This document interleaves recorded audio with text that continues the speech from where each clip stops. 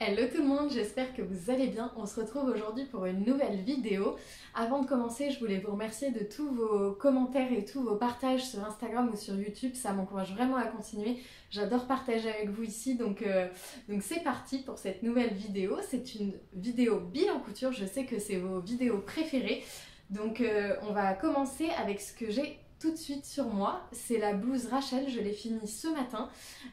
Donc c'est un patron que j'ai acheté sur Makerist à la vente à 2 euros. Je ne sais pas si vous êtes au courant, mais 1 à 2 fois par an ils font des ventes à 2 euros Makerist. Donc j'en ai profité parce que vraiment je trouvais qu'elle avait fière allure cette petite blouse. Et donc je peux vous dire tout de suite que je l'adore parce que vraiment, le montage était super rapide, je l'ai fait en une matinée et elle a besoin de très peu de métrage. Moi j'ai décidé de la faire en manche courte en fait, mais à la base elle est pensée pour être en manche longue, et même en manche longue j'ai eu besoin que de 1,50 m. À la base je voulais la faire en manche longue et en fait je me dis que c'est plus un tissu printemps-été assez léger. Donc je l'ai pensé plus en manche courte, mais avec 1,50 m, en tout cas en taille 38, parce que moi je l'ai cousu en taille 38. En taille 38, vous pouvez tout à fait avoir assez de métrage avec 1,50 m. Donc vraiment, c'est vraiment pas gourmand en tissu et donc plutôt économique, et même vous pouvez utiliser vos chutes de tissu. Donc j'adore. Je trouve que le patron est super bien pensé au niveau de l'encolure, parce qu'en fait c'est une parmenture mais qu'on rabat sur l'endroit, et du coup avec les petits revers et tout, en fait il n'y a aucune couture apparente, que ce soit à l'intérieur ou à l'extérieur. Et donc on peut aussi également faire la même chose en mettant la parmenture sur l'envers du tissu. Comme ça vous n'avez pas ce petit empiècement. Moi je trouve ça joli, mais vous pouvez tout à fait le mettre à l'intérieur et du coup juste réaliser la petite piqûre tout autour. Voilà, donc vraiment j'ai adoré. Pour la transformer en manche courte, j'ai juste enlevé 25 cm de longueur de manche et j'ai créé une coulisse en fait. Avec un revers, j'ai glissé un élastique dedans, et du coup ce qui fait cet effet un peu manche ballon, parce que c'était des manches un peu bouffantes, donc même totalement bouffantes. Donc ça a créé cet effet que je trouve super mignon pour l'été. Je pense que je m'en referai une version pour l'automne-hiver, avec un tissu un peu plus automne-hiver, parce que vraiment j'ai adoré la coudre, elle était super rapide et je trouve qu'elle fait tout de suite son petit effet. Il y a aussi également le petit détail dans le dos de la fausse patte de boutonnage. Vous allez voir ça sur les images quand je vous la montrerai portée juste après. Et vraiment je trouve que ça fait tout de suite le petit détail qui change tout en fait. L'encolure, les petites manches bouffantes et la patte de boutonnage dans le dos, je trouve que ce sont des petits détails mais qui donnent tout son charme au patron. Donc du coup voilà, et donc oui, donc je l'ai acheté sur Makery, c'est la blouse Rachel. Et ce tissu, parlons de ce tissu, c'est un tissu, c'est un coton brodé de chez Mondial Tissu que j'ai adoré coudre. C'est ma belle-mère qui me l'a offert et vraiment trop agréable. Il est un peu gaufré, je sais pas si vous voyez. Du coup ça a été un peu compliqué de faire quelque chose de bien net sur l'empiècement du devant. Parce que vu que c'est gaufré, en même temps c'est un peu cache-misère le gaufré, parce que du coup on voit pas trop les petits défauts, mais c'est vrai que c'était difficile de faire quelque chose de net à l'encolure, mais bon, je me suis bien débrouillée je trouve pour une première, et je trouve que ça donne vraiment son petit charme, cet effet un peu double gaze. C'est pas vraiment une double gaze parce que c'est pas une double gaze, mais c'est vraiment comme si c'était gaufré, donc j'ai beaucoup aimé. Aussi, point positif sur ce patron, j'ai noté qu'il était super facile à assembler, parce qu'en fait il n'y a pas besoin de découper. Moi je l'ai pris en PDF et en fait souvent quand tu l'imprimes chez toi en A4, tu dois découper toutes les feuilles A4 d'un côté pour pouvoir les assembler entre elles, et donc là c'est déjà pensé pour, donc en fait quand il s'imprime vraiment on a juste à l'assembler sans réfléchir avec le scotch, donc ça m'a fait gagner beaucoup de temps. Et donc voilà, donc vraiment je valide ce patron, je vous le conseille. Donc le coût de ma réalisation c'était 2 euros du coup, parce que j'ai payé que le patron pendant la vente à 2 euros de Makerist, et le tissu m'a été offert. Donc vraiment petit haut rentable pour l'été, je suis trop contente et je vous la montre portée tout de suite.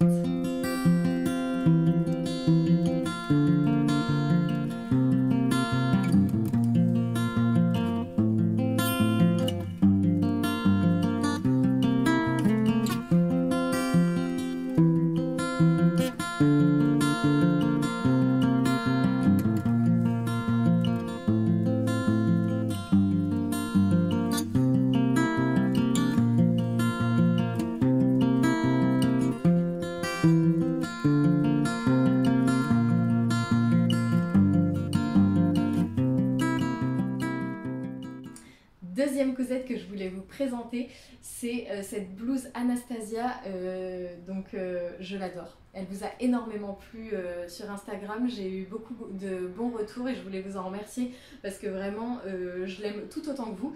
Je trouve qu'elle fait vraiment... elle fait tout de suite un style très années 70 avec ses grandes manches bouffantes et ses grosses fleurs colorées. J'ai eu un énorme coup de cœur sur ce patron quand je l'ai vu sur Charlène Hans sur Instagram. Et donc du coup j'ai tout de suite voulu faire ce patron. Je cherchais un tissu qui vraiment... était très visuel et donc au Mondial Tissu à Chartres j'ai vu ce tissu magnifique. C'est une popeline de viscose fleurie qui coûte 12 euros le mètre et donc du coup là j'en ai eu besoin de 2,20 m. Donc c'est parce qu'en fait il y a énormément d'ampleur au niveau des manches.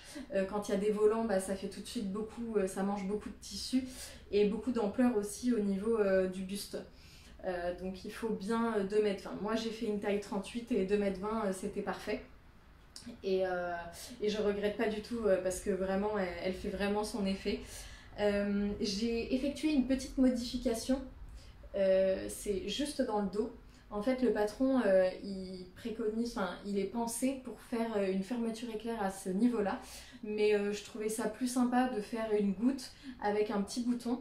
Donc en fait c'est super simple, hein. C'est juste qu'au lieu de mettre la fermeture éclair, je couds parce qu'en fait le haut de la blouse est doublé. Donc en fait je couds juste là tout autour, je retourne et ensuite en sandwich je prends juste la petite bride.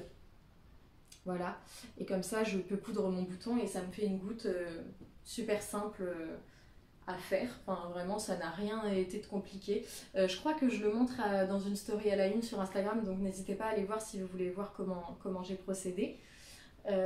Mais je trouve que pour une blouse c'est quand même plus sympa d'avoir ce genre de petits détails que d'avoir une fermeture éclair, sachant que le tissu était assez fluide. J'avais peur que la fermeture éclair soit trop lourde et que ça fasse pas très joli.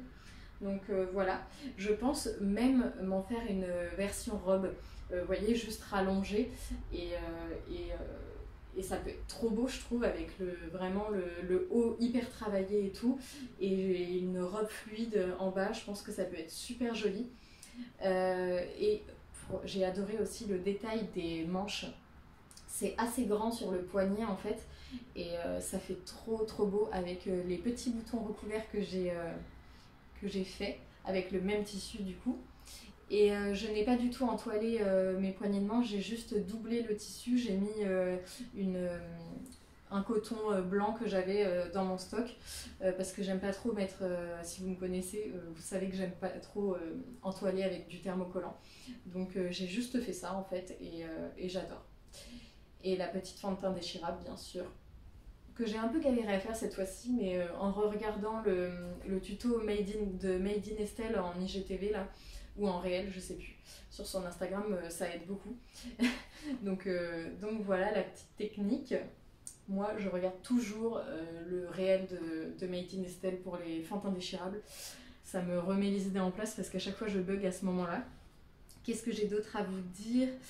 Oui, pour l'intérieur du vêtement, au niveau du volant, j'ai en fait au lieu de surjeter parce que ma surjeteuse elle a beaucoup de mal, donc j'ai préféré assurer le coup et du coup je trouvais que ça faisait des finitions vraiment très belles de mettre juste un biais tout autour. Donc en fait il y a zéro couture apparente à l'extérieur. Je vais l'enlever du cintre pour vous montrer.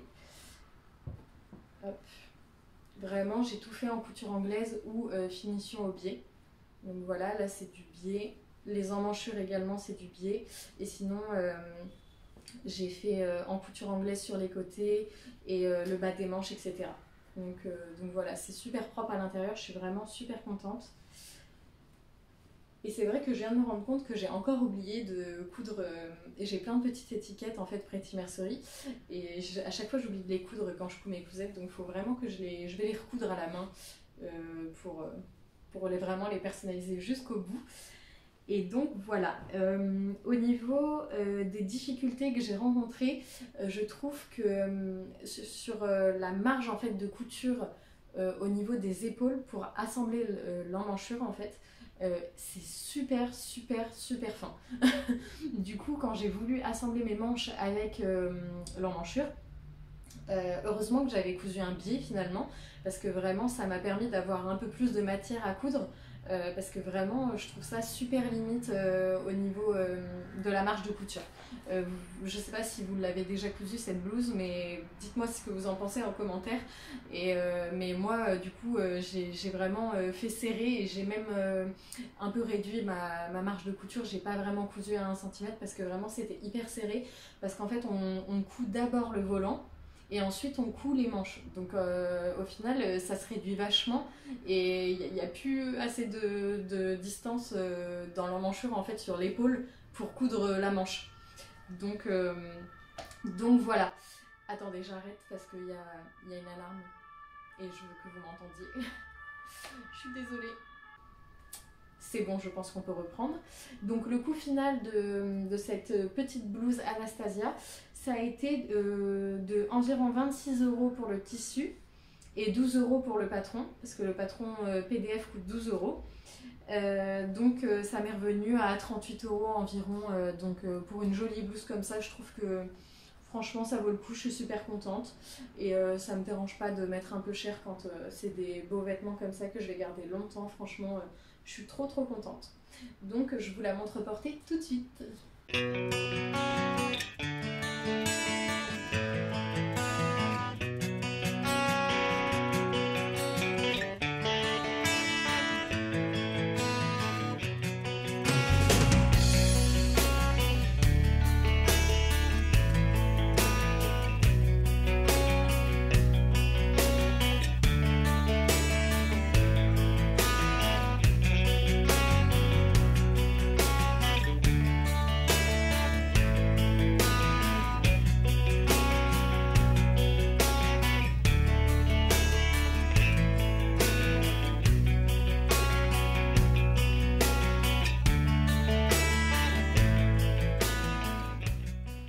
Pour la troisième cousette que je voulais vous présenter, c'est un de mes gros coups de cœur. Franchement, là, tout ce bilan couture, je pense que j'adore tout ce que j'ai cousu, et je pense que je vais les porter ad vitam aeternam. Vraiment, j'adore. Donc j'avais craqué pour ce drap de laine de Pretty Mercerie. Donc un Vichy assez gros, en rose poudré et écru. Et vraiment, j'ai tout de suite vu en fait la surchemise Billy, donc encore une nouvelle version de la surchemise Billy. Et je crois qu'il n'y a pas un bilan couture sans que je vous parle d'une surchemise Billy.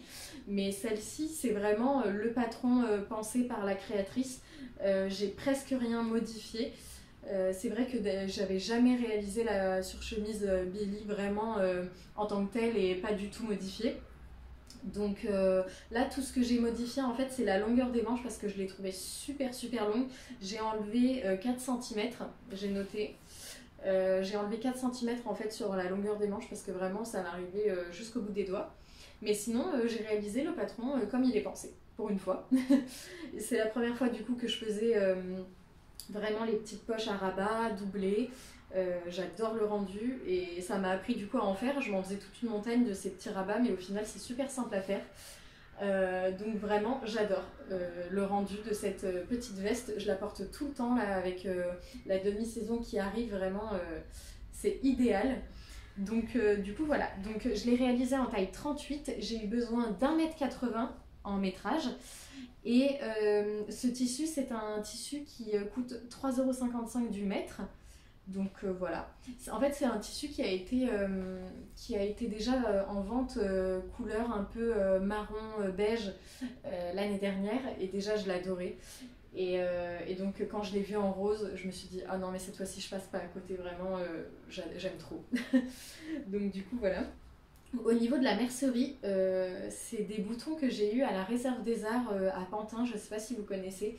C'est un endroit où il y a énormément de stockage pour faire des décors, enfin il y a tout. Il y a du tissu, du cuir, plein de choses en fait. Et donc c'était vraiment très peu cher, et c'est la première fois que je voyais des aussi beaux boutons dans ce un peu de dépôt. Donc je suis trop contente de ma petite trouvaille.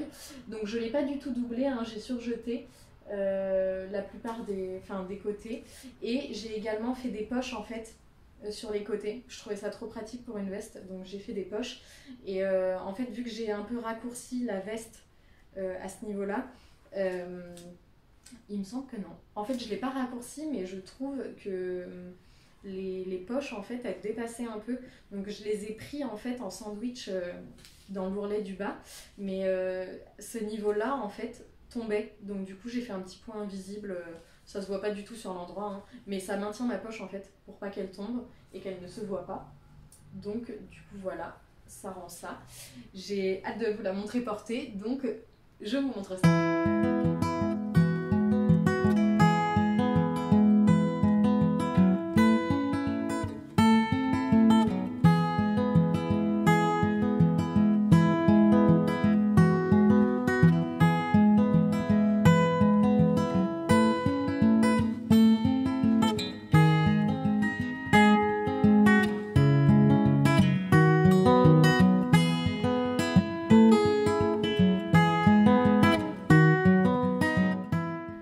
Pour la quatrième cousette que je voulais vous montrer, c'est la robe Bloom de Jolie Lab. Donc j'ai fait une vidéo sur cette box que j'ai reçue gratuitement. Je les en remercie encore beaucoup parce que vraiment j'adore cette petite robe. Ce tissu, en fait, c'est un tissu qui a été imaginé, enfin le motif de ce tissu a été imaginé par Happy Watercolor. C'est une Instagrammeuse qui fait de l'aquarelle et c'est magnifique, vraiment les couleurs, le motif, tout est super bien pensé pour les beaux jours, enfin je le trouve magnifique. Il reflète super bien la lumière, c'est une 100% viscose, donc très agréable à porter et hyper fluide. Elle n'est pas du tout transparente, donc j'ai pas eu besoin de la doubler. Et donc voilà, donc je trouve que le patron Bloom de Jolie Lab est vraiment idéal pour ce tissu parce qu'en fait c'est un patron simple avec de jolis petits détails qui font son effet, et donc pour un tissu aussi fleuri et aussi avec un motif aussi présent, je trouve que ça rend super bien. Donc moi j'ai choisi de faire la version robe avec la patte de boutonnage sur le devant et les petits froufrous sur les côtés. Mais on peut vraiment choisir, il y a plein de versions, en fait il y a la version blouse, il y a la version patte de boutonnage dans le dos, donc vraiment j'ai vraiment beaucoup aimé cette box. Mais je vous en ai fait toute une vidéo hyper complète de revue sur les box Jolie Lab, donc n'hésitez pas à aller voir si vraiment ça vous intéresse plus précisément. Donc du coup voilà, je vais pas m'attarder plus que ça, sinon ça va être assez redondant pour ceux qui ont vu la dernière vidéo. Mais voilà, j'adore. Et du coup, il y a une finition au biais sur toute l'encolure. C'était la première fois que je faisais cette finition et je pense que je la referai plusieurs fois sur certains vêtements parce que ça fait super propre.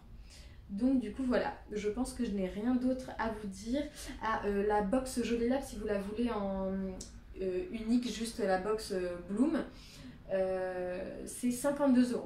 Et moi j'ai choisi le tissu light parce qu'il y a un autre tissu avec un fond bleu marine. C'est le même motif avec un fond bleu marine. Mais du coup voilà, moi j'ai choisi la version light. Donc je vous la montre portée tout de suite.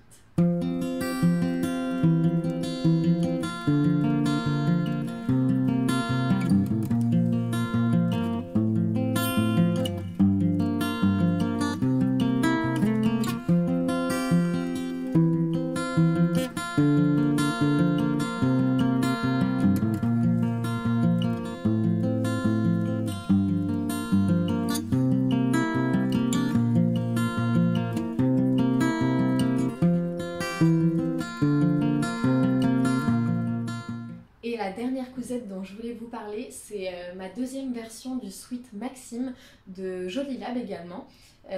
Donc je l'ai fait pour ma maman, donc je vais vous insérer des petits plans ici où je lui ai piqué pour vous faire certains plans pour que vous voyez le vêtement porté. Je l'ai réalisé cette fois-ci en taille 36 parce que la dernière fois je l'avais fait vraiment beaucoup trop grand pour moi et je l'ai moins raccourci au niveau du bas parce que vraiment le mien est vraiment très crop, donc ça fait un style, mais je sais que ma maman préférait un peu plus long, donc je ne l'ai pas raccourci, j'ai fait vraiment comme le patron est préconisé. J'ai fait la version 2 empiècements également pour insérer un petit biais, un petit galon qu'elle avait acheté à Bouchara. Donc vous verrez sur les images. Désolée, je ne l'ai pas entre les mains. Et j'ai fait une version un peu plus sport où j'ai mis des boutons pression plutôt que des boutons à coudre. Donc j'aime beaucoup aussi ce style-là. Peut-être que je m'en referai un pour l'automne-hiver prochain, même si là je suis plus dans l'optique de mes cousettes printemps-été, donc je pense pas trop au sweat. Mais je sais qu'il me reste du métrage parce que j'ai utilisé un tissu sweat Minky écru des coupons de Saint-Pierre. Donc les coupons de Saint-Pierre c'est 3 mètres, donc là il m'en reste bien 2 mètres facile, parce que pour ce sweat en taille 36 j'ai eu besoin que d'1,20 m. Donc vous voyez c'est vraiment très peu. Pour un sweat franchement c'est très peu. Et pour les bas de manche et l'encolure, j'ai fait comme ma première version, j'ai utilisé le même tissu, j'ai pas acheté de... comment ça s'appelle, vous savez, on peut acheter des bas de manche pour les suites déjà préfaits, j'ai pas le nom là, mais c'est pas grave, je l'écrirai là si ça me revient pas, mais je suis sûre que vous voyez de quoi je parle. Et donc du coup voilà, donc cette réalisation elle m'a coûté 12 € parce que bien sûr j'avais déjà le patron, et que du coup le tissu m'a coûté 30 €, mais du coup divisé en 3, enfin j'ai eu besoin d'1,20 m, donc ça fait environ 12 €. Donc vraiment ça valait vraiment le coup, et il plaît énormément à ma maman, donc je suis super contente. C'est rare que je coupe pour quelqu'un d'autre que moi parce que j'ai toujours peur que ça ne plaise pas, et c'est vrai que j'ai tellement de projets en tête que je prends pas toujours le temps de coudre pour les autres. Mais là j'étais super contente du coup de faire un petit duo mère-fille, parce que du coup moi j'avais le mien de sweat et elle avait le sien, et du coup on est allé en vacances ensemble en Scandinavie, si vous avez suivi sur Instagram, et donc on a fait quelques photos vraiment duo mère-fille, et c'était vraiment génial. Donc je vous montre ça porté tout de suite.